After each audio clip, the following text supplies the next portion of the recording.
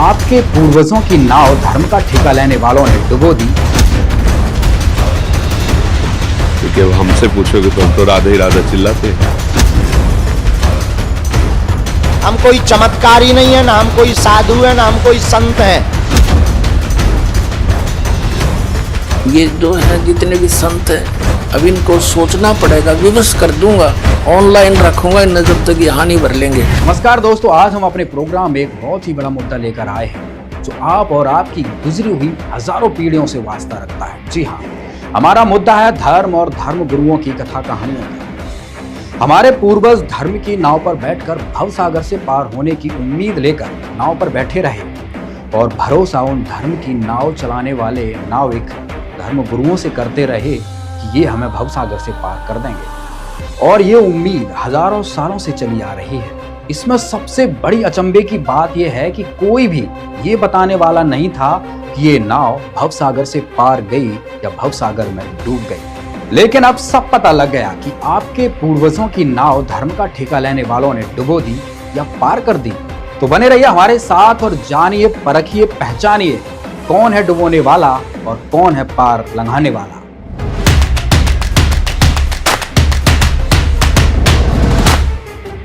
दोस्तों, यदि आपको बहुत सारे कथावाचकों और धर्म गुरुओं में से यह चुनाव करना हो कि कौन है जो धार्मिक शास्त्रों के अनुसार सत्संग कर रहा है और कौन है जो शास्त्रों में लिखी बातों को अनदेखा कर रहा है, मन मर्जी के किस्से कहानी सुनाकर साधकों का केवल और केवल मनोरंजन कर रहा है और उन भगवान की चाह रखने वाले साधकों का जीवन बर्बाद कर रहा है, तो आप किसको चुनेंगे?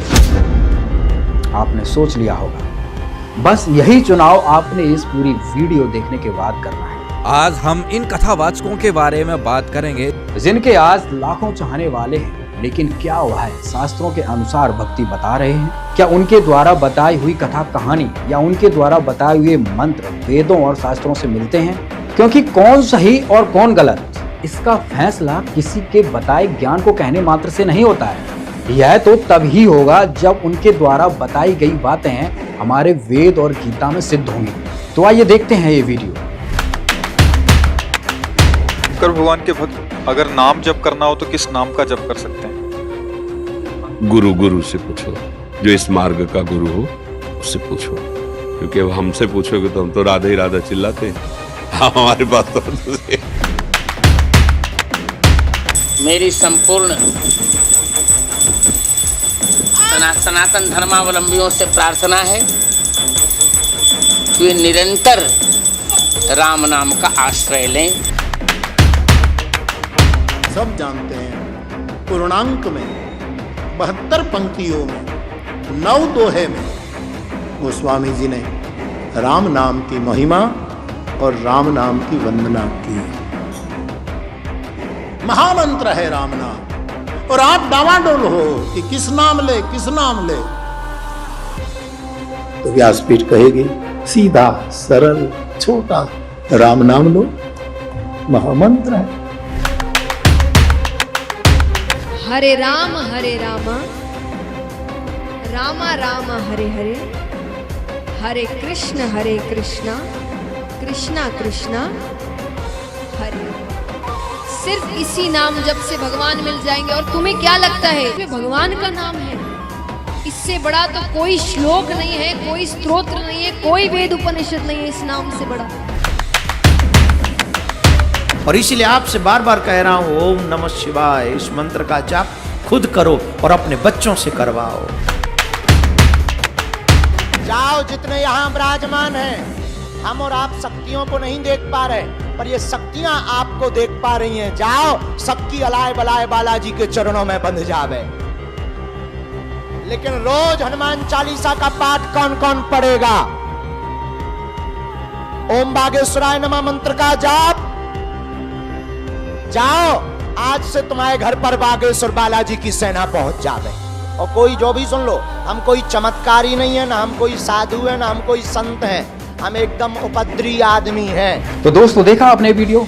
दोस्तों, अगर ऐसे मंत्रों से दुख दूर हो जाएं और आपकी नाव भवसागर से पार हो जाए तो कल तो कोई भी कुछ भी मंत्र बना लेगा। कल तो अमेरिका वाले भी मंत्र बना लेंगे, ओम अमेरिकाय नमः। तो क्या उनके दुख दूर होने लग जाएंगे? उनको मोक्ष मिल जाएगा?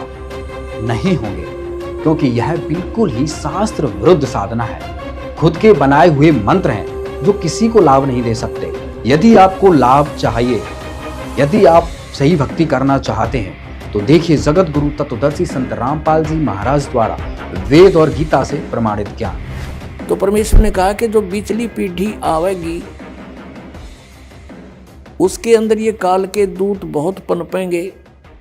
12 पंथ तो ये लगातार हैं, और काल ने कहा था और अनेक पंथ चलाऊं या वद जीवों को भरमाऊं। साधना करने का खूब कोशिश की हमने। अब पढ़े गीता और नाम ले हरे कृष्ण कृष्ण कृष्ण हरे हरे राधे राधे। कोई बात हुई या? बालकों का खेल बना रखा हमने, भगवान की तरफ जरा भी ध्यान नहीं दिया। गीता जी में है कहीं ये मंत्र, फिर जाप किस लिए कर रहे हो? परमात्मा का विधान है ये। हमने गीता जी के अतिरिक्त, वेदों के अतिरिक्त किसी की भी आदेश की पालना नहीं करनी है। यदि हम परमात्मा के विधान के विरुद्ध किसी की आज्ञा का पालन करके साधना करते हैं तो वो शास्त्र विधि को त्याग का मनमाना आचरण है। तो कहने का भाव है न अपने मनमुखी मंत्र लोक वेद जनता में ठोक दिया, और सबकी दुर्गति हो रही है। उन संतों की भी दुर्गति हो रही है जो इस पंथ के प्रवर्तक थे। अब कारण क्या था कि उनके पास तत्व ज्ञान नहीं था। तो पुण्यात्माओं, अब हमने वो मोक्ष प्राप्त करना है जहां जाने के बाद फिर लौटकर हम कभी संसार में नहीं आते। तो वो कौन है? वो परम अक्षर ब्रह्म है, वो सतपुरुष अमर पुरुष है। गीता अध्याय नंबर 7 के श्लोक नंबर 29 में गीता ज्ञान दाता ने कहा कि अर्जुन, जो मैंने तुझे ज्ञान बताया है कि तत्वदर्शी संत की खोज कर ले। फिर वो तत्वदर्शी संत तुझे उस परमात्म तत्व का ज्ञान बताएगा, वो तत्व ज्ञान बताओगा तेरे को। उस तत्व ज्ञान को समझने के पश्चात उसमें लिखा 7वें अध्याय के 29वें श्लोक में कहा है कि जरा मरण मोक्षाय यतन्ति ते, जो माम आश्रित है, यानी मेरे द्वारा दिए गए इस ज्ञान को आश्रय बनाकर तत्वदर्शी संत की खोज कर लेते हैं। और जो केवल यहाँ जरा माने बुढ़ापा, वृद्धावस्था का दुख, मरण माने मृत्यु, जरा और मरण से छूटने के लिए जो प्रयत्न करते हैं और संसार की किसी वस्तु की जो डिमांड नहीं रखते, वे ब्रह्म तत्व विदु और वो उस परमात्मा तत्व ब्रह्म को जानते हैं। और अखिलम च अध्यात्म, सारे अध्यात्म को जानते हैं और सभी कर्मों से परिचित हैं। यहाँ के सभी कर्मों से और पूरे अध्यात्म मार्ग से वो लोग परिचित हैं जो केवल जरा और मरण से मोक्ष के लिए ही प्रयत्न कर रहे हैं। 8वें अध्याय के प्रथम श्लोक में गीता ज्ञानदाता से अर्जुन ने पूछा, किम तत्ब्रह्म, जिस तत्ब्रह्म को जानकर प्राणी केवल जरा और मरण से, इस कष्ट से छूटने का प्रयत्न करता है, तो वो तत्ब्रह्म क्या है, कौन है वो भगवान? गीता ज्ञानदाता ने गीता अध्याय नंबर 8 के श्लोक नंबर 3 में उत्तर दिया है, वो परम अक्षर ब्रह्म है। देखिएगा अध्याय नंबर 7 का श्लोक नंबर 29, ये 29 नंबर है। इसमें कहा कि जरा मरण मोक्षाय माम आश्रित यतन्ति, ये माम आश्रित, मेरे इस ज्ञान का आश्रय करके कि तत्वदर्शी संत को खोज लो, तो वो यतन्ति, ये जो प्रयत्न करते हैं, जरा और मरण मोक्ष है, जरा और मरण के मोक्ष के लिए ही जो प्रयत्न करते हैं, ते ब्रह्म तत्विदु कृष्णम अध्यात्म च कर्म अखिलम, वह पूरे अध्यात्म को, तत्व ब्रह्म को और सभी कर्मों से परिचित हैं, जानते हैं। विदु माने जानते हैं। इन्हीं का अनुवाद पढ़ते हैं। जो मेरे शरण होकर जरा और मरण से छूटने के लिए, जरा माने बुढ़ापा, वृद्धावस्था होती है, इन्हों का लिख दिया ने, वे पुरुष उस तत्ब्रह्म उस ब्रह्म को, संपूर्ण अध्यात्म को, संपूर्ण कर्मों को जानते हैं। ये तीसरा श्लोक में ये कहा है 8वें अध्याय के कि केवल जो मुझे ही सब कुछ समझ रहे हैं वो मुझे ही जानते हैं, वो तो मुझे ही जानते हैं बस। फिर यहाँ बताया 8वें अध्याय का प्रथम मंत्र में अर्जुन ने पूछा गीता जी में, किम तत्ब्रह्म किम अध्यात्म किम कर्म पुरुषोत्तम अधिभूतम से किम प्रोक्तम अधिदेवम किम उच्यते। इसका वह ब्रह्म क्या है, और इसका 8वें अध्याय के तीसरे श्लोक में उत्तर दिया है गीता ज्ञानदाता ने। 8वें अध्याय के तीसरे श्लोक में वो परमाक्षर ब्रह्म है। अब इससे सिद्ध हो गया गीता ज्ञानदाता से कोई अन्य परम शक्ति है जो जीव को पूर्ण सुखी कर सकती है और पूर्ण मोक्ष प्रदान कर सकती है। अब यहाँ गीता अध्याय नंबर 8 के श्लोक नंबर 5 और 7 में गीता ज्ञानदाता ने कहा है कि मेरी भक्ति कर मुझे ही प्राप्त होगा। और 8वें अध्याय के 8, 9, 10 में 3 मंत्रों में कहा कि उस परमेश्वर परम अक्षर ब्रह्म की यदि तू साधना करेगा, उसकी भक्ति की कमाई के बल से, योग के बल से, भक्ति की शक्ति की ताकत से, तो उसको प्राप्त हो जाएगा। 8वें अध्याय के 13वें श्लोक में गीता ज्ञानदाता अपनी साधना का मंत्र बताता है, ओम इति एकाक्षरम ब्रह्म व्यवहारन माम अनुसमन ये प्रियाति तजन देहम स याति परमाम गतिम। मुझ ब्रह्म का केवल एक ओम मंत्र है, और जो इसकी अंतिम श्वास तक सिमरण करता हुआ, इसका अंतिम श्वास तक सिमरण करता हुआ छोड़कर जाता है, वो ओम से मिलने वाली परम गति को प्राप्त होता है। ओम से मिलने वाली परम गति कौन सी है? ब्रह्मलोक। 8वें अध्याय के 16वें श्लोक में कहा कि ब्रह्मलोक पर्यंत, ब्रह्मलोक में गए हुए प्राणी फिर वापस जन्म मृत्यु में आते हैं, तो इससे भी पूर्ण मोक्ष नहीं हुआ, जन्म मृत्यु का दीर्घ रोग कटा नहीं। फिर 17वें अध्याय के 23वें श्लोक में गीता ज्ञानदाता ने कहा है उस परम अक्षर ब्रह्म के पाने का, ओम तत्सदिति निर्देश ब्रह्मण त्रिविध समर्थ है। ब्रह्मण माने सच्चिदानंद घन ब्रह्म। देखिएगा 17वें अध्याय का 23वां श्लोक दिखाते हैं, अध्याय नंबर 17 और श्रीमद् भगवद गीता ये 23वां श्लोक है। ओम तत्सत इति निर्देश है ब्रह्मण त्रिवेद समर्थ है ब्राह्मणा तेन वेदा च यगा च विहिता पुरा। इसका समझ क्या है? ओम से ओम तत् तत् सत सत, ओम तत्सत ऐसे ये 3 प्रकार का ब्रह्मण माने सच्चिदानंद घन ब्रह्म का नाम कहा है। ब्रह्मण माने सच्चिदानंद घन ब्रह्म कर रहे हैं, यानी परम अक्षर ब्रह्म समझो इसको, परम अक्षर ब्रह्म का नाम है यो। अब हम फिर आते हैं वापस 8वें अध्याय के, अध्याय नंबर 8 के ही वापस आ जाते हैं। ये देखिएगा 13वें श्लोक पे, ये देख 8वां अध्याय गीता जी का, और ये 13वां श्लोक यहाँ पर है 13वां। अब हम संस्कृत भी पढ़न जोगे हो गए, ऐसी बात नहीं, देवनागरी लिपि है या। ओम इति एकाक्षरम ब्रह्म व्यवहारण माम अनुसमरण ये प्रयाति तजन देहम स याति परमाम गतिम।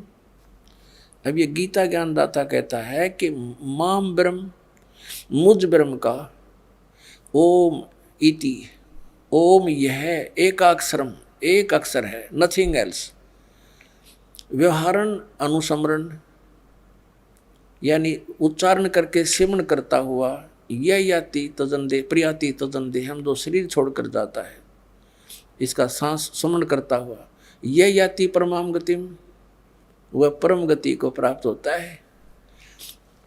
यहाँ से शुरू होता है ओम ओम। जो पुरुष ओम इस एक अक्षर ब्रह्म को उच्चारण करता हुआ और उसके अर्थ स्वरूप मुझ निर्गुण ब्रह्म का चिंतन करता हुआ शरीर को त्याग कर जाता है, वह पुरुष परम गति को प्राप्त होता है। ओम से होने वाली परम गति वो कौन सी है? ब्रह्मलोक। ब्रह्मलोक में गए हुए प्राणी फिर पुनरावृत्ति में आते हैं। देखिएगा 8वें अध्याय का यही फिर 16वां श्लोक। हे अर्जुन, ब्रह्मलोक पर्यंत सब लोग पुनरावृत्ति में हैं। ये स्टार लगा के इन्होंने यहाँ विश्लेषण भी किया है। अर्थात जिनको प्राप्त होकर पीछे संसार में आना पड़े, वहां जाकर भी फिर वापस संसार में आना पड़े, ऐसे पुनरावृत्ति बोलते हैं इसको। पुनरावृत्ति, इसका विश्लेषण किया, पुनरावृत्ति का अर्थ डिफाइन किया इन्होंने। तो इससे सिद्ध हो गया कि ब्रह्मलोक में गए हुए प्राणी भी वापस आते हैं ओम नाम का जाप करने वाले। आगे गए ना बावड़े, रहते भी सब जाही, बिन साहेब की बंदगी कहीं छोड़ ठिकाना नहीं। तो कौन से मंत्र का जाप किया उन महापुरुषों ने जिनको मोक्ष प्राप्त हुआ? सतनाम का। और सतनाम है 2 अक्षर का, जिसमें एक ओम मंत्र है, एक तत् है, वो सांकेतिक है। श्रीमद् भगवत गीता अध्याय नंबर 17 के और श्लोक नंबर 23 में स्पष्ट किया कि ओम तत्सत इति निर्देश ब्रह्मण त्रिविध समर्थ है। ओम और तत् जो सांकेतिक शब्द है, तत् ये दास बता सकता है इस पृथ्वी पर और किसी के पास नहीं है। यदि इस दास से चुरा कर नाम लेकर के और फिर उसने आगे कोई गुरु पद प्राप्त आप पे स्वयंभू गुरु बनकर को दान कर रहा है तो वहाँ दुश्मन है समाज का। पहले वालों ने नाश कर दिया, वो और कर देगा। उससे भी हमने बचना है।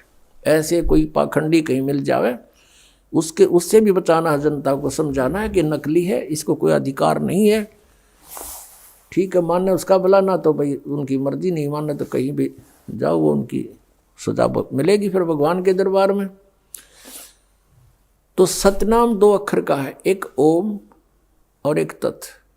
और सत जो उसमें शब्द है वो आदि नाम है, उसको सार नाम भी कहते हैं, वो भी गुप्त है।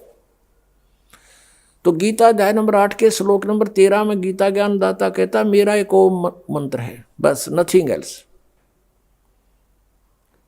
मुझ ब्रह्म का केवल एक ओम मंत्र है। और जो इस ओम का जाप करता है इस ओम से मिलने वाली परम गति को प्राप्त होता है, वो ब्रह्मलोक है।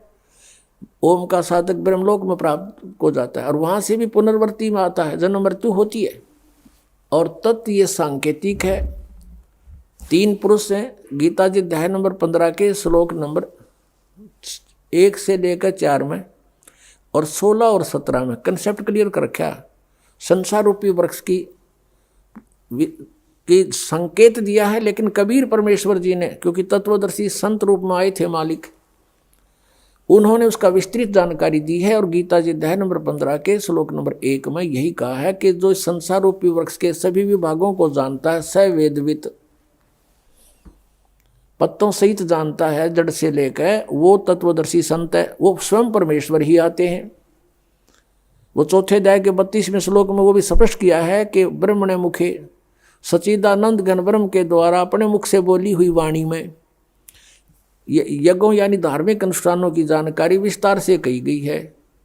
चौथे अध्याय के 34वें श्लोक में कहा कि उस तत्व ज्ञान को तत्वदर्शी संत ही जानते हैं, उनसे पूछो। अब एक तो परमात्मा स्वयं आकर बोल कर गए तत्वदर्शी संत के रूप में, वह तो ब्रह्मण मुखे होगी, परमात्मा की बोली हुई वाणी, कबीर वाणी। और फिर उस वाणी को कोई समझेगा, वो तत्वदर्शी संत है। तो आज तक कबीर परमेश्वर की वाणी को कोई नहीं समझ सका। इस दास पर मेहर करी परमात्मा ने, इन सदग्रंथों को जाना, सद्बुद्धि दी परमेश्वर कबीर जी ने और उनको खोला। अब हम उस प्रसंग पर आते हैं। तो परमात्मा ने जैसे गीता जी अध्याय नंबर 15 के श्लोक 16 और 17 में 3 पुरुष बताए, सरपुरुष, अक्षर पुरुष 16वें श्लोक में 15वें अध्याय। फिर ये इनके विषय में बताया कि ये भी नाशवान, इनके अंतर्गत जितने प्राणी इनके लोक में वो भी नाशवान, केवल जीवात्मा किससे की नहीं मरती, वो तो गधे की भी ना मरती। फिर 17वें श्लोक में 15वें अध्याय में कहा है कि उत्तम पुरुष तो अन्य है। वो उत्तम पुरुष तो कोई और है, इन दोनों से न्यारा है, और वही परमात्मा कहलाता है। और वही लोकतरम अविषय विवर्ती अवय ईश्वर है। वो तीनों लोकों में प्रवेश करके सबका धारण पोषण करता है, वो है अविनाशी भगवान। तो इस 3 पुरुषों के 3 मंडल हैं, 3 लोक हैं। एक तो 3 लोक इस काल ने नकल करे रखी है सतलोक की, इसने अपने एक ब्रह्मांड में भी अलग अलग लोक बना रखे हैं, जैसे पृथ्वी लोक, पाताल लोक और ऊपर स्वर्ग लोक। ये भी 3 लोक कहलाते हैं। और ये 3 लोक अलग हैं, एक तो ब्रह्म का लोक सरपुरुष का, और एक अक्षर पुरुष का लोक। ब्रह्म का जो सरपुरुष का कितना क्षेत्र है, 21 ब्रह्मांड है इसके लोक में, और अक्षर पुरुष के 7 संख ब्रह्मांड है, वो उस अक्षर पुरुष का लोक। और तीसरा जो है वो ऊपर के लोक हैं, सतलोक, अलखलोक, अगमलोक और अनामी लोक। तो उन 4 लोकों में परमात्मा कबीर जी ही अन्य रूप धारण करके रहते हैं मनुष्य दृश्य ही। तो इस प्रकार ये 3 पुरुष माने परमात्मा, 3 प्रभु। तो सरपुरुष का ये ओम मंत्र है जिसको ब्रह्म कहते हैं। अक्षर पुरुष का ये तत्व है जो सांकेतिक ये दास बताओगा, जो ये तत्व और ओम मिलकर के सतनाम बनेगा। तो ओम के मंत्र की कमाई हमें काल से छुटवाएगी, और तत्व मंत्र की जो है हमने 7 संख ब्रह्मांडों को पार करना है उस अक्षर पुरुष के, उनका ऋण है, उसकी कमाई है। और जो सार नाम है, आदि नाम है, वो मंत्र हमें सतलोक में स्थायी स्थान दिवाएगा।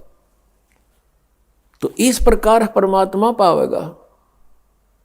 तो पुण्यात्मा दास का उद्देश्य है कि जब तक इनके ज्ञान और नाम साधना को आपके रूबरू ना करूंगा, तब तक आप सच्चाई से परिचित कैसे होगे। और जिन महापुरुषों ने मंत्र जाप करे वो भी आपको बताऊंगा कौन कौन से किए। यही सतनाम जो 2 अक्षर का आपको दिया जाता है, ये गुरु नानक देव जी ने जाप किया, यही मलुकदास साहिब जी ने जाप किया, यही श्री धर्मदास साहिब जी ने जाप किया, यही आदरणीय दादू साहिब जी ने जाप किया, यही आदरणीय गरीबदास साहिब जी ने जाप किया, जो परमात्मा ने सीधा आकर उनको नाम दिया। और ये गीसा दास साहिब जी ने जाप किया।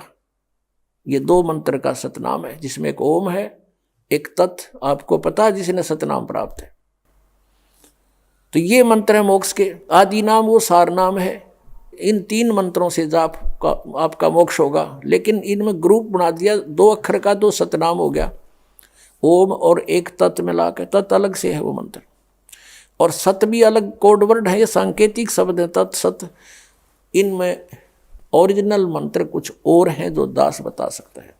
अब ये पिछले पुण्यकर्मी प्राणी थे जितने भी कभी परमात्मा के साथ रहे होंगे, जिनके पिछले संस्कार अच्छे थे, मोक्ष हुआ नहीं, आज वो गुरु पद पर बना दिए काल ने, और अज्ञान प्रचार की ड्यूटी ला दी, गलत नाम देने को उनकी सेवा दे दी। अब वो आप भी नरक में जाएंगे और जितने अनुयायी हैं वो भी नरक में जाएंगे। समझदार को थोड़ा सा संकेत देते हैं, वही काफी होगा। अकाल मूर्त शब्द स्वरूपी राम सतपुरुष, ये नाम हुए, ये तो एक परमात्मा की महिमा है। जैसे जल पानी नीर, जल पानी नीर।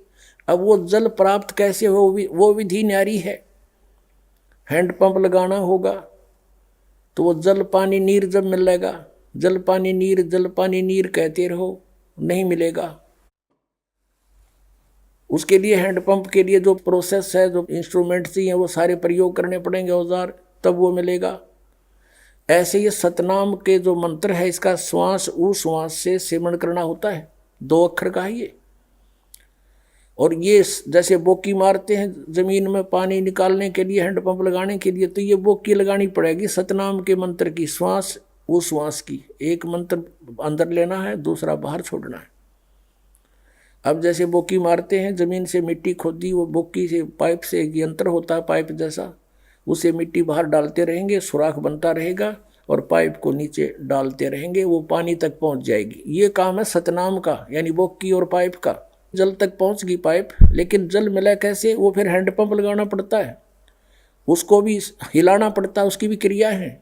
तब वो हैंडपंप जो है वो सार नाम है, आदि नाम है। उससे फिर वो जल मिले, जल कहो चाहे नीर कहो चाहे पानी कहो, उसको सतपुरुष कहो, अकाल मूर्त कहो, शब्द स्वरूपी राम कहो, वो इस सतनाम रूपी इस प्रोसेस से मिलेगा। 2 अक्षर का नाम सतपुरुष ये है, ओम और तत् है।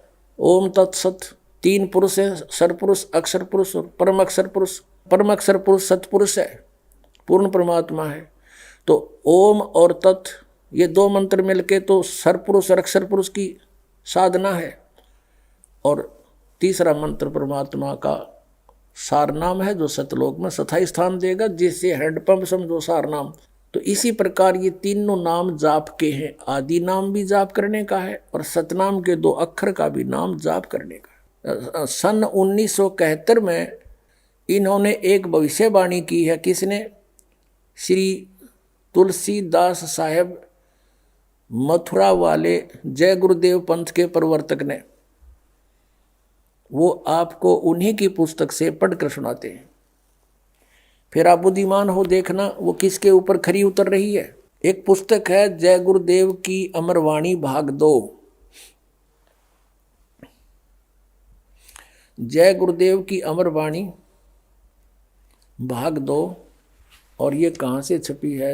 ये है शाकाहारी सदाचारी बाल संघ के से संकलित। प्रकाशक है दिव्या शर्मा, 88 साकेत कॉलोनी मथुरा से।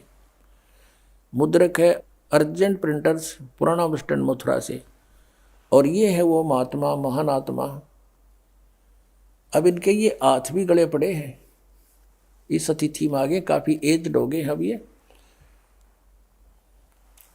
परम संत तुलसीदास जी महाराज। अब ये श्रद्धालु तन्य हो गए, विश्व को शांति अब इन्हीं से मिलेगी। और ये क्या कहते हैं, ये इन्होंने ये ना समझा। अब इसके प्रश्न नंबर आपको 50 पे दिखाते हैं, ये देखिएगा। ये है प्रश्न नंबर 50। सहकारी पत्रिका 7 सितंबर 1971 में स्टेटमेंट दी है इन्होंने। 7 सितंबर 1971 में इनकी स्टेटमेंट प्रकाशित हुई है। क्या? किसकी? तुलसी साहिब जी की, तुलसीदास जी की। और ये इस ब्रैक इसमें बॉक्स के अंदर है, हम यहाँ से लेते हैं। वह अवतार जिसकी लोग प्रतीक्षा कर रहे हैं 20 वर्ष का हो चुका है। 7 सितंबर 1951 को वो 20 वर्ष का हो चुका है। इस दास रामपाल दास की डेट ऑफ बर्थ है 8 सितंबर 1951। 7 सितंबर को दास पूरा 20 वर्ष का हो चुका है और 8 सितंबर को 21वां वर्ष शुरू हो जाता है। 7 सितंबर 1971 को वो 20 वर्ष का हो चुका है। यदि उसका पता बता दूं, फिर पढ़ो। वह अवतार जिसकी लोग प्रतीक्षा कर रहे हैं 20 वर्ष का हो चुका है। यदि उसका पता बता दूं तो लोग पीछे पड़ जाएंगे। अभी ऊपर से आदेश बताने का नहीं हो रहा है। मैं समय का इंतज़ार कर रहा हूँ और सभी महात्माओं ने समय का इंतज़ार किया है। समय आते ही सबको सब कुछ मालूम हो जाएगा। अब पुण्यात्माओं, ये पुण्यकर्मी प्राणी था और सन 1954 से लेकर आज तक देखो कितने वर्ष हो गए इसको, लगभग 67 वर्ष हो गए। और आज से इसने 40 वर्ष पहले ये भविष्यवाणी करी थी कि वो 20 वर्ष का हो चुका है वो अवतार। और ये कहें इससे शांति मिलेगी किससे?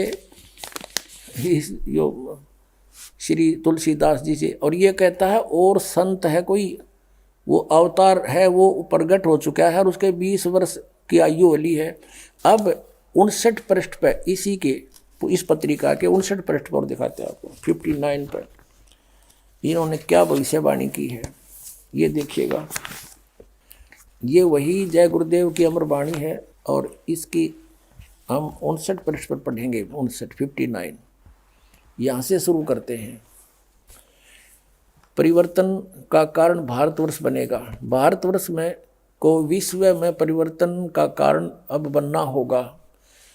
त्रेता में विश्व युद्ध का कारण भारतवर्ष था और द्वापर में भी विश्व युद्ध का कारण भारतवर्ष था और इस समय भी भारतवर्ष को ही कारण बनना होगा। मुस्लिम राष्ट्रों में भारी कलह होगी। सभी मुसलमान आपस में लड़कर समाप्त हो जाएंगे। अधिकांश छोटे छोटे देश टूटकर बड़े राष्ट्रों में मिल जाएंगे। भारतवर्ष इन सब का अगुवा होगा। चीन के समस्त वैज्ञानिक प्रगति को चूर्ण करके चीन को नष्ट कर दिया जाएगा। चीन में बचे खुचे लोगों की सहायता भारत करेगा। इसी बीच तिब्बत भारत को मिल जाएगा। यदि सभी राष्ट्र आपस में मिलकर भारतवर्ष पर आक्रमण करें तो भी इसे कोई जीत नहीं सकता है। भारत में नए सिरे से संगठन होगा। यदि विश्व के सभी राष्ट्र जी जान से यह प्रयास करें कि सुरक्षा परिषद अमेरिका से हटकर भारतवर्ष में न जाने पावे तो यह कदापि नहीं होगा। सुरक्षा परिषद भविष्य में भारत में चली आएगी। महापुरुष का जन्म भारत के एक छोटे से गांव में हो चुका है, जिसके विषय में 7 सितंबर 1971 को ये स्वामी तुलसीदास जी कह रहे हैं वो 20 वर्ष का हो चुका है उसका जन्म। अब बताया है, अब ये है सहकारी पत्रिका 28 अगस्त 1971 को इसने स्टेटमेंट दी। इसमें नाम नहीं बताया। फिर 7 सितंबर को क्लियर कर दिया कि आज वो 20 वर्ष का हो चुका है। इसमें लिखा कि महापुरुष का जन्म भारतवर्ष के एक छोटे से गांव में हो चुका है और वह व्यक्ति मानव इतिहास का सबसे महत्वपूर्ण व्यक्ति बनेगा।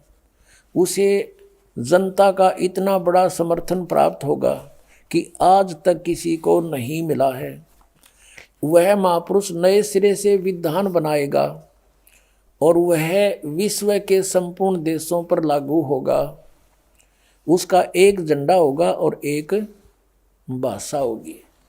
अपने आत्मा कबीर परमेश्वर आए थे क्योंकि वो परमात्मा है, उनकी जानकारी, क्योंकि वे स्वयं परमेश्वर हैं और परमेश्वर की महिमा को परमेश्वर ही जान सकता है। इसलिए उन्होंने अपनी महिमा आपा आके बताई कि हम ही अलख अला हैं कुतुब गोस और पीर, गरीबदास खालिक धनी हमरा नाम कबीर। अब रामानंद जी से परमात्मा कबीर जी अपना परिचय दे रहे हैं, लेकिन वो समझ नहीं पा रहे कि ये सच्चाई बोल रहे हैं। जैसे तुलसीदास जी हुए हैं जो जिन्होंने रामायण लिखी है। कौन सी रामायण? श्री रामचंद्र जी वाली रामायण लिखी है। उनकी दिव्य दृष्टि खुल गई थी। इस दिव्य दृष्टि की कुछ रेंज होती है, जैसे सूक्ष्मदर्शी की होती है दूरबीन की, उसकी अपनी अपनी रेंज होती है, कहाँ तक देख सकती है। तो ऐसे उस तुलसीदास जी ने लाखों वर्ष पहले की घटना घटी हुई श्री रामचंद्र जी और रावण के बारे में वो एज इट इज अपनी भाषा में, अपने लैंग्वेज में, चौपाइयों में, दोहों में लिख दी। इसी प्रकार आदरणीय गरीबदास साहिब जी ने परमात्मा से परिचित होकर के परमेश्वर ने उनका ज्ञान योग दिव्य दृष्टि खोल दी थी। उसके बाद गरीबदास जी ने परमेश्वर के पहले और आगे के सब घटनाओं का, दृष्टांतों का विवरण अपनी लैंग्वेज में, अपनी वाणी में लिखा है, तुलसीदास जी की तरह। तो यहाँ कहा कि ए स्वामी सृष्टा में, कबीर साहब जी परमेश्वर जी बता रहे हैं, ए स्वामी सृष्टा में सृष्टि हमारे तीर, दास गरीब अधर बसू अवगत सत कबीर। मैं ऊपर रहता हूँ सतलोक में, सह शरीर हूँ और वहाँ से चल कर आया हूँ। परमात्मा जन्म नहीं लेते। कोई ये कहे कि हमारे गुरु जी भी चल कर आए हैं, ये तो जन्म लेकर आए माता से। वो परमात्मा स्वयं चल कर आए हैं और उन्होंने अपनी महिमा आप पे बतानी पड़ी। आप पे आरती आप पे साजे, आप पे किंगर आप पे बाजे, आप पे ताल झांझ जनकारा, आप नचे आप देखनारा। पुण्यात्माओं, परमात्मा ने 600 वर्ष पहले कबीर सागर में जो लिपि बचा, उनकी अमर वाणी श्री धर्मदास जी ने लिखी है, उसमें कहा कि 12वां पंथ कबीर पंथ होगा और उसमें हम ही चलकर आएंगे और सब पंथ, यानी गरीबदास जी के रूप में नहीं, गरीबदास जी वाले पंथ में आगे चलकर हम ही आएंगे और सभी पंथों को मिटाकर एक पंथ चलाएंगे। 600 वर्ष पहले, 650 वर्ष पहले परमात्मा ने कहा था जब वो आए कि धर्मदास पूरे विश्व पर एक ज्ञान रहेगा और एक ही भगवान रहेगा। मेरी महिमा पूरे विश्व में होगी और उस समय पूरे विश्व में शांति होगी, भगवान से डरने वाले व्यक्ति हो जाएंगे या माया की दौड़ खत्म हो जाएगी। तो उस समय परमात्मा ने कहा था कि हम ही आएंगे। कबीर जी वो स्वयं नहीं आए तो अपना दास भेज दिया। तो जिसके विषय में श्री ये तुलसीदास साहेब जी ये मथुरा वाले प्रबंधक यानी संत भविष्यवाणी कर रहे हैं, वो ये दास है। अब आप पे आरती आप पे साजे, आप पे किंगर आप पे बाजे, आप पे ताल झांझ झनकारा, आप नचे आप देखण आ रहा। अब ये तो महापुरुष है, इसको अवतार कहो चाहे कुछ को, लेकिन ये दास तो दास है।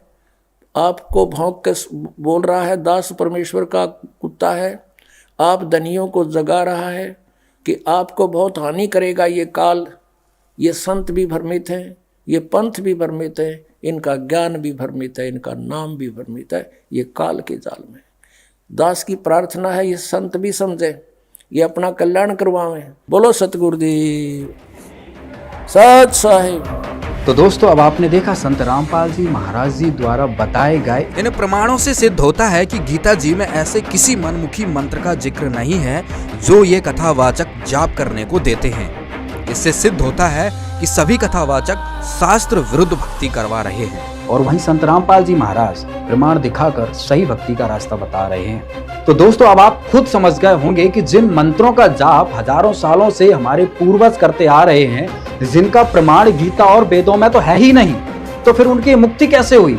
अब आप खुद विचार करिए कि आपके पूर्वजों की नाव तो इन्होंने डुबो ही थी, कम से कम अब अपनी नाव तो डूबने से बचा लो। अब क्या होगा पुण्यात्माओं? जैसे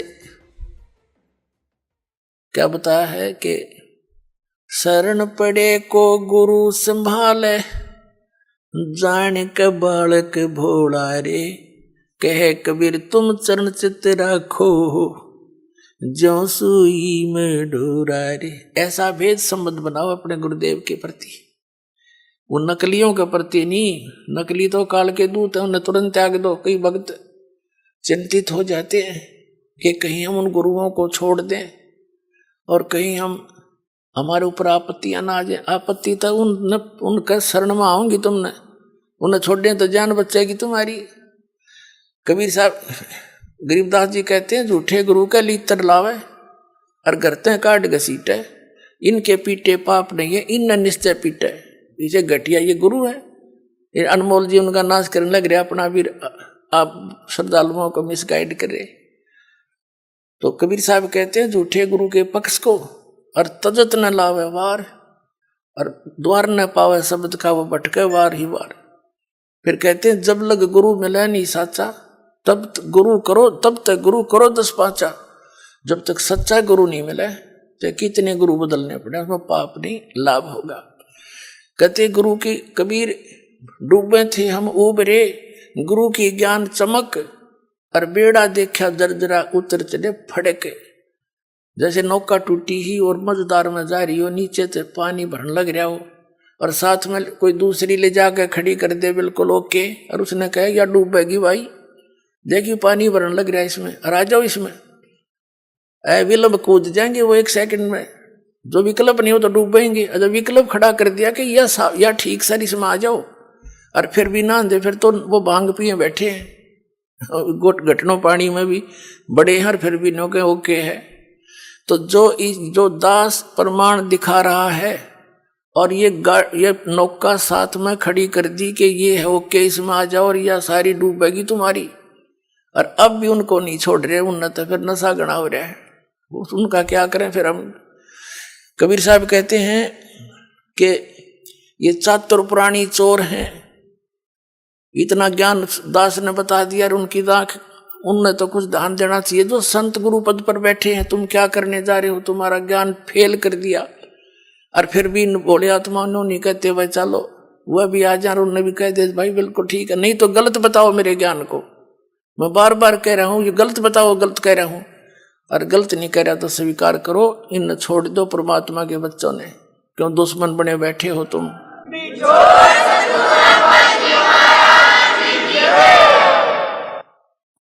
तो पुण्यात्माओं ये जो है जितने भी संत हैं, अब इनको सोचना पड़ेगा। विवश कर दूंगा, ऑनलाइन रखूंगा इन्हें जब तक ये हानि भर लेंगे। कहा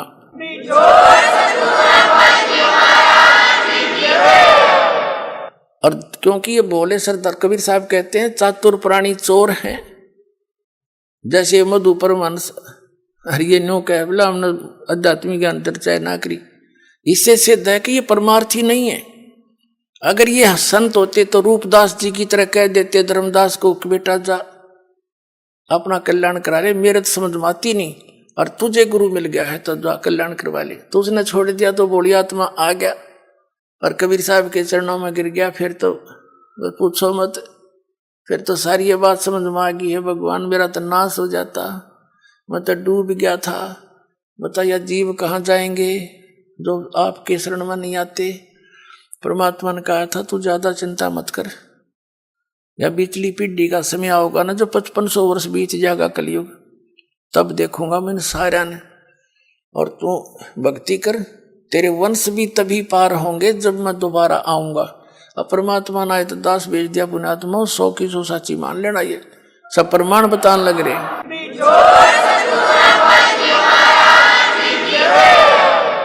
तो कबीर साहब कहते हैं चातुर प्राणी चोर हैं, मूड मुग्ध हैं ठोठ।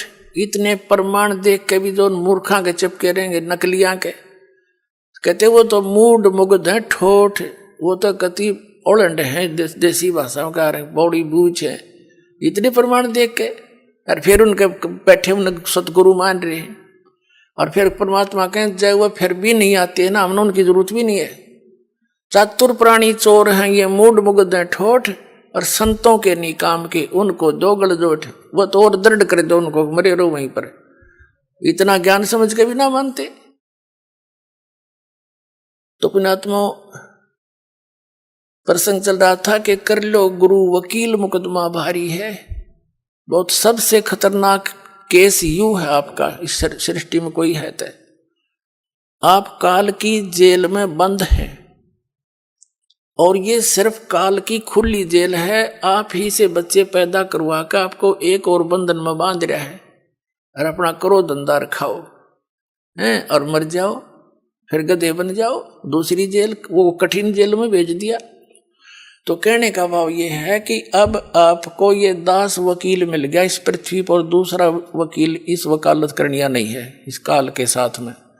और अब आप सभी ने ये वकील करना पड़ेगा, पूरे विश्व ने।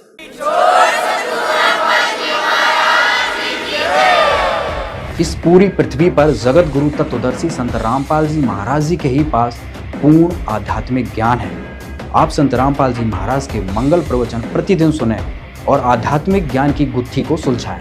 वीडियो देखकर यदि आपके मन में कोई सवाल उठा हो तो हमें जरूर कमेंट्स करके बताइए।